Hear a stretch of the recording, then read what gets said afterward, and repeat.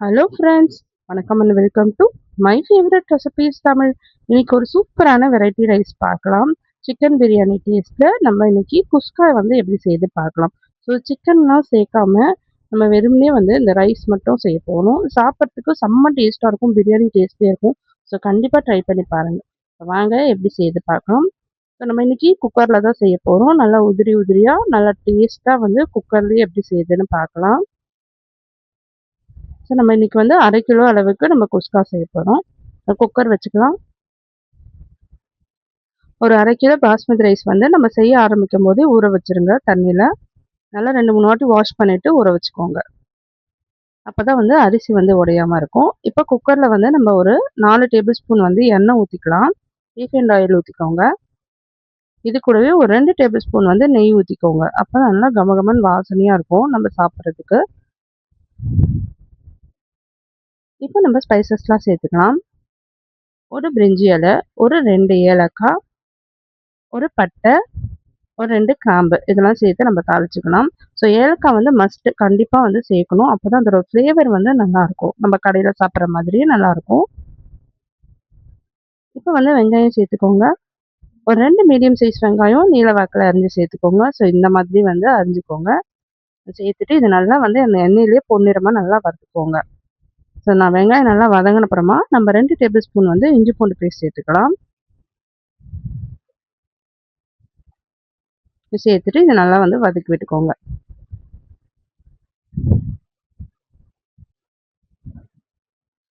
இப்போ நல்லா வதங்கிடுச்சு. இப்போ வந்து பச்சை மிளகா சேர்த்துக்கலாம். காரத்துக்கு ஏற்ப ஒரு 3 பச்சை மிளகா சேர்த்துக்கோங்க. இப்போ வந்து ஒரு 3 தக்காளி வந்து அரிஞ்சு வச்சிருக்கோம். அதையும் வந்து சேர்த்துக்கலாம். ஒரு 3 மீடியம் சைஸ் தக்காளி சேர்த்துக்கோங்க. சேர்த்துட்டு இதையும் நல்லா வதக்கி விட்டுக்கோங்க. ஸோ கொஞ்சமாக உப்பு சேர்த்து வதக்கணும்னா தக்காளி சீக்கிரமாக வதங்கிடும். ஸோ இது நல்லா வந்து நம்ம வதக்கி எடுத்துக்கலாம்.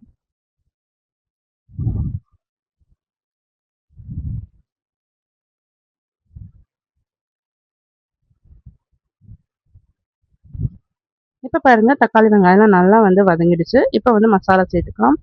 1 டேபிள் ஸ்பூன் தனி மிளகாத்தூள் சேர்த்துக்கோங்க. 1 டேபிள் ஸ்பூன் கரம் மசாலா சேர்த்துக்கோங்க. சேர்த்துட்டு இதை நல்லா வந்து அந்த எண்ணெயிலையும் வந்து வதக்கி விட்டுடலாம். இப்போ ஒரு 2 டேபிள் ஸ்பூன் வந்து தயிர் சேர்த்துக்கலாம். சேர்த்துட்டு இதை நல்லா வந்து வதக்கி விட்டுக்கோங்க. நம்ம தயிர் சேர்க்கும் போது தான் அந்த ரைஸ் வந்து நல்லா சாஃப்டாக இருக்கும். இப்போ இந்த ரைஸ்க்கு தேவையான உப்பு வந்து சேர்த்துடலாம். இப்போ வந்து புதினா வந்து ஒரு 1/2 கப் அளவு புதினா சேர்த்துக்கலாம். சேர்த்துட்டு இது எல்லாத்தையும் நல்லா வதக்கி விட்டுட்டு நம்ம தண்ணி வந்து அளந்து ஊற்றிக்கலாம். ஸோ 1/2 கிலோ அரிசிக்கு அதாவது 3 கப் வந்து அரிசி வரும். அதுக்கு வந்து 1 கப் அரிசிக்கு 1/2 கப் அளவு தண்ணி ஊற்றிக்கோங்க. இது நம்ம பாஸ்மதி ரைஸ் தான் எடுத்திருக்கோம். ஸோ நான் வந்து 4/2 கப் அளவு தண்ணி ஊற்றிக்கிறேன். ஸோ தண்ணி நல்லா கொதிக்க ஆரம்பிச்ச அப்புறமா நம்ம வந்து அரிசி சேர்த்துக்கலாம். அரிசி வந்து ஒரு 10-15 நிமிஷம் ஊறினாலே போதும். ஸோ நம்ம செய்ய ஆரம்பிக்கும் போதே அரிசி வந்து ஊற வச்சுக்கோங்க. இப்போ தண்ணி நல்லா கொதிக்க ஆரம்பிச்சிச்சு. இப்போ அரிசி வந்து சேர்த்துடலாம். அரிசி சேர்த்துட்டு இது ஒரு 5 நிமிஷம் நல்லா வந்து கொதிக்கட்டும். ஒரு ஹை ஃப்ளேமில் வச்சு நல்லா வந்து கொதிக்க வச்சுக்கோங்க. நல்லா கொதிக்க ஆரம்பிச்ச பிறகு நம்ம வந்து குக்கரை மூடி போட்டு மூடிட்டு நம்ம வந்து விசில் போட்டுக்கலாம்.